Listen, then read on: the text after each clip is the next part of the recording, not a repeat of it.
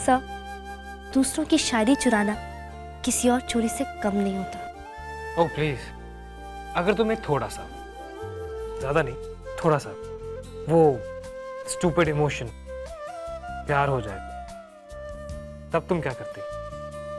कहीं किसी मोड़ पे अगर मुझे कोई ऐसा मिल जाए जिससे मैं बेहद प्यार करती हूँ, कोई ऐसा जिससे मैं कुछ ऐसा कहना चाहूँ जो प्यार के जैसा, तो मैं कहूँगी दिल के लिए दुनिया दे दी, बस इतनी मोहब्बत है।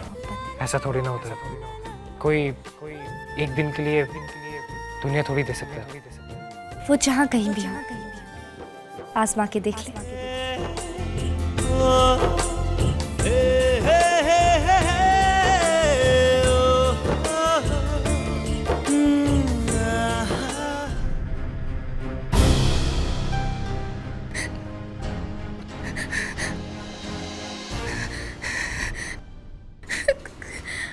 हनीश, मैं सिर्फ तुम्हारी हूँ। मुझे नहीं लगता कि तुम्हारे दूर होते हुए भी मैं कभी किसी को अपने पास आने दे पाऊंगी। Hanish, I really love you. मैं सिर्फ तुमसे प्यार करती हूँ Hanish. I love you.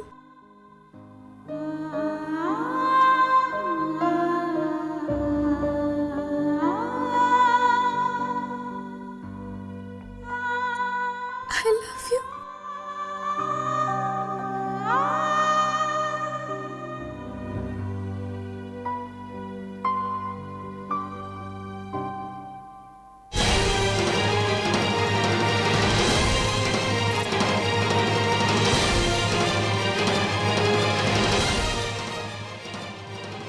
Salil,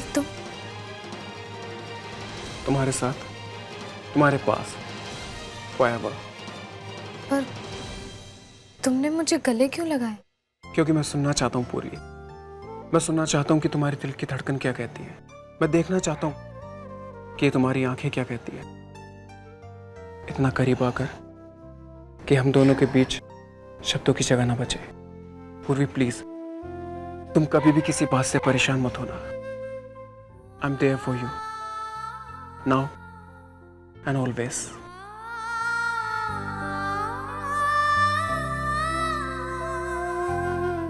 ladies and gentleman, अब हम आते हैं पार्टी के सबसे एक्साइटिंग पार्ट की तरफ।